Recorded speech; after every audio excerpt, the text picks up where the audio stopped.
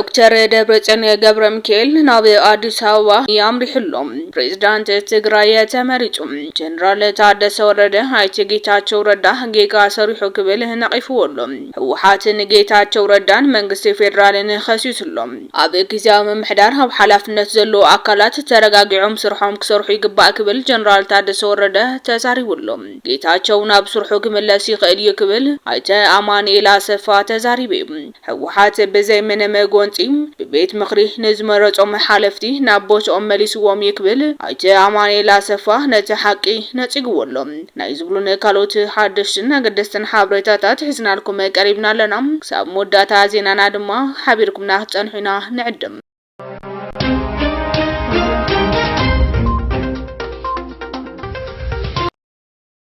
በቀዳምነት አይተ ጌታቸው ረዳ ናብ ስርሑ ክመለስ ይኽእል ይግብል አይተ አማኑኤል አሰፋ ተዛሪቡሎም አይተ ጌታቸው ረዳ ዝምልከት ህወሓት ፕሬዝዳንቱን ውክልንኡን አልዕሉ ካልእ ፕሬዝዳንት ንምትካ ምስ መንግስት ፌደራል እናተዘራረበ እዩ ዝበለ አይተ አማኑኤል አሰፋ አይተ ጌታቸው ረዳ ግን ካብ አዲስ አበባ መጺኡም ስርሑ ክቅጽል ይኽእል እዩ ክብል ገሊጹሎም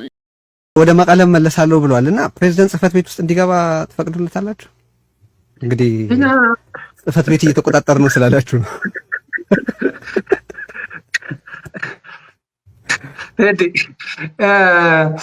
የጊዜያዊ አስተዳደር ፕሬዝዳንትን በሚመለከት ህወሓት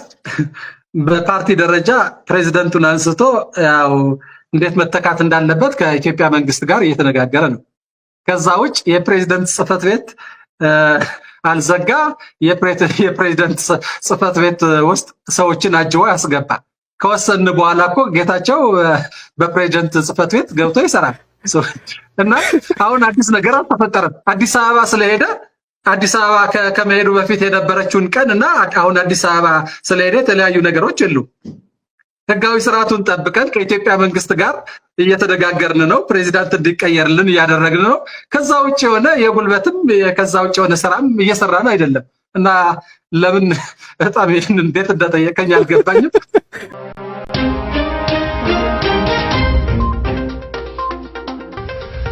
ካለ ዜናውን ህወሓት በዘይመነ መጎንጺ በቤት ምኽሪን ዝመረጾም ሓለፍቲ ናብ ቦታኦም መሊስዎም ይክብል አይተ አማኑኤል አሰፋ ነቲ ሓቂ ነጽግዎሎም ሰራዊት ትግራይ ሕጊ ናይ ምኽባር ስራሕቲ ይሰሪሑም እቶም በቤት ምኽሪ ዝተሸሙ ኣመራርሓ ህወሓት በዘይመነ ተኹስን መቕሰልትን እዮም ኣትዮም ክብል ነገሊጹሎም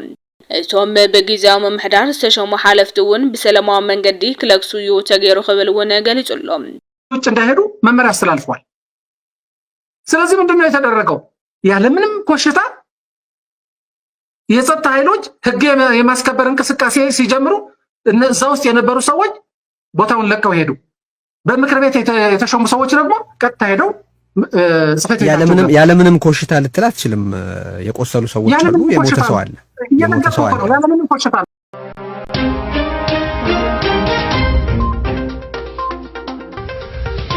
على حبرته دكتور دبرتن ገብረሚካኤል ምስ መንግስት ፌደራል ሎሚ ተራኺቡሎም ፕሬዝዳንት ትግራይ ድማ ሓሪም ኣብ ወንበር ውድ ህወሓት ዶክተር ደብረጽዮን ገብረሚካኤል ንዶክተር ፍስሃ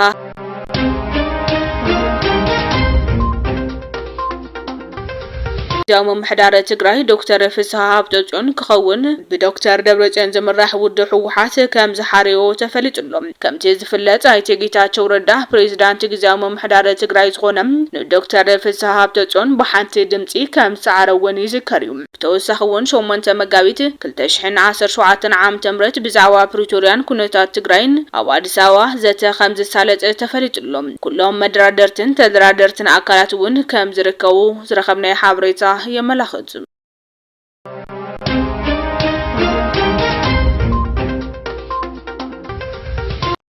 بخاله حابرتا ድማ ጀነራል ታደሰ ወረደ አይተ ጌታቸው ረዳ ጌጋ ሰርሑ ይክብል ነቂፍዎሎም አይተ ጌታቸው ረዳ ኣብ ጉዳይ መምላስ ተመዛበልቲ ንኸይሳ ኸዓዝ ገበርና ንሕና በዓልና ኢና ናትና ኣብ ትግራይ ዘለና አካላት ጥፋት እዩ ዝበልዎም ብናትና ወገን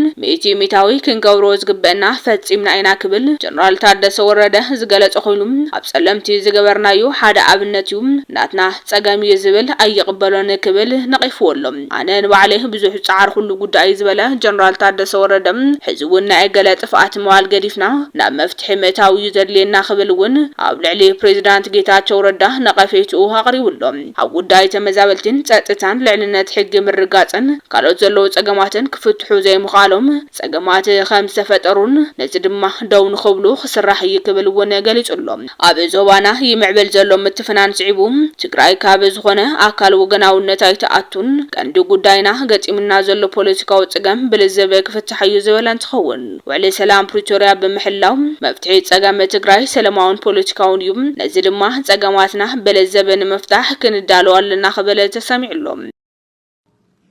ናይ ትግራይ ጥፋት እዩ ዝብል ሰሚዐ ኣነ ብዝተፈላለየ መገዲ እውን ካብ ፌደራል እውን ከምኡ ዓይነት የብልና እዩ ኣነ ኣብቲ ተመዛበልቲ ምምላስ ልዕለይ ዝተኻፈለ የለን ኣብ ጸለምቲ ኣብቲ ዝርባት እውን ምክንያቱም ኦፕሬሽናል እንዲ ትስምዕ ፕሪቶሪያ ምስ ተበለስ ኣብ ኦፕሬሽናል እዩ ምስ መከላከያ ዝግበር ነገር እዩ ምስቶም ኣፍሪካ ሕብረትን ተላዒሉ ዝተወሰነ ምስ ተበለ ከይድና ኦፕሬሽናል ነገር እዩ ኦፕሬሽናል ድማ ኣይንከተል ተመዛበልቲ ምታው ናይ ኦፕሬሽናል ስራሕ እዩ ዝርዝር ፕላን እውን ኣውፂና ኢና ምስ መከላከያ ብጣዕሚ ዲቴል ዝኾነ ፕላን እውን ኣውፂና ኢና ነውሲ ወከፍ ተግባራት ከመይ ገይረን ይፍፀማ ምንም ምኹናን ግዛዕምዛዕውን ዘብልና ይከለ ጥፋት ኣነ ናይ ትግራይ ጥፋት ዝርዮ ይብለይን ኣብ ናይ ትግራይ እንተልዩ ነዚስ ብጣዕሚ ሓደ ኮይንና ኣይኮንናን ክነብሎ ዘይከኣልና ስለዚ ሓዲኡ ይድግፍ ሓዲኡ ኣማዕዲኡ ዝርየሉ ዓይነት ኩነታት የጋጥም ነይሩ እዩ ስለዚ ዓሚ ትግራይ ብደንብ ጌርና ወዲልና ኣይኮንና ነብልና ሓደ ውድቀት ዝረኣይ ነገር እንተልዩ ካብ ዝተረፈ ግን ጸለምቲ ንምንታይ ኢና ኣቢልና እንታይ ኣነ ካባይ ንላዕሊ ኤክስፕሌን ክገብሮ ዝኽእል የለን ከይድና ከም ተመዛበልቲ መሊስና ኢና ኣብ ዝነበረና ሓይሊ ከውፅና ኢና በታ ፕላንና መሰረት ግን ናይቶም ተመለሲ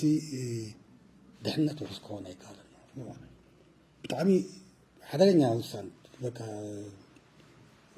ንውልቅኻ እውን ዝሕትት ውሳነ ኢና ናወሰና ከይድና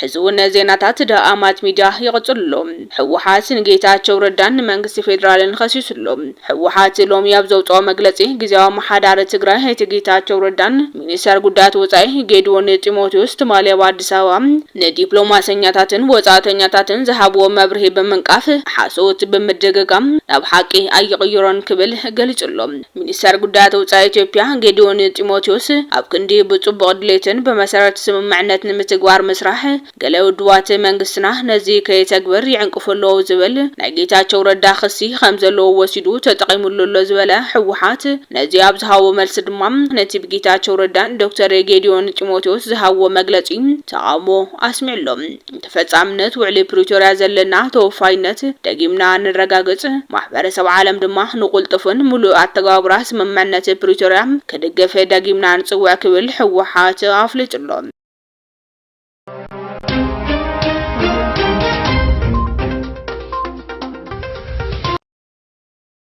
خالي حابريت ድማ ኣብ ግዚያዊ መምሕዳር ኣብ ሓላፍነት ዘለዎ ኣካላት ተረጋጊዖም ስርሖም ክሰርሑ ይግባእ ክብል ሌተናል ጀነራል ታደሰ ወረደ ገሊጹሎም ሌተናል ጀነራል ታደሰ ወረደ ኣብ ዝሃቦ ጋዜጣዊ መግለጺ ፖለቲካዊ ጸገማት ትግራይ ንምፍታሕ ተደጋጋሚ ዝግበሩ ዝነበሩ ናይ ልዝብ መድረኻት ብናይ ተደራደርቲ ኣካላት ዕንቅፋት ከይተፈትሐ መጽኡ እዩ ክብል ገሊጹሎም ሓደ ንኻልእ ብምስዓር ነቲ ጸገም ንምፍታሕ ዝኸድዎ መንገዲ ናብ ጎንፂ ኸይዓቢ እናሰርሐ ከም ዝመጸ ብምሕባር ነቲ ጸገም ብዓቕሚ ተጋሩ ውሽጢ ትግራይን መፍታሕ ዝተገበረ ስራሕ ከይተዓወተ ምጽንሑ ገሊጾምሎም ነቲ ሕዚ ተፈጢሩ ዘሎ ኩነታት ስዒቡ ዝተፈላለዩ እንትታት ይለዓሉን ህዝቢ ከይረጋጋዕ ግደ ከም ዘለዎ ዝገለጹ ጀነራል ታደሰ ወረደ ብደገ ተደፋና ኾነ ኣብ ውሽጥና ብዘሎ ኩነታት ዝግበረ ኩናት የለነ ክብሉ ገሊጾምሎም ጀነራል ታደሰ ወረደ መንግስቲ ፌደራል ናብ ትግራይ ነቲ ኣጋጢሙ ዘሎ ጸገም ንምፍታሕ ኢሉ ከም ዘይኣቱ ዝገለጹ እንትኾኑ እቲ ጸገም ብፖለቲካዊ መፍትሒ ዕለዋት ክረክብ ምዃኑ ገሊጾምሎም እቲ ኣጋጣሚ ዘሎ ኩነታት ስዒቡ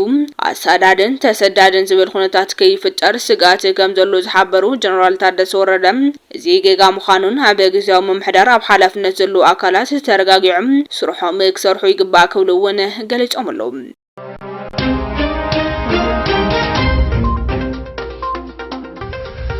አሞዳታ ድማ ኢትዮጵያ ምስ ሩስያ ስምምዕነት ኃይል ባሕሪ ከም ዝፈረመት ገሊጻላ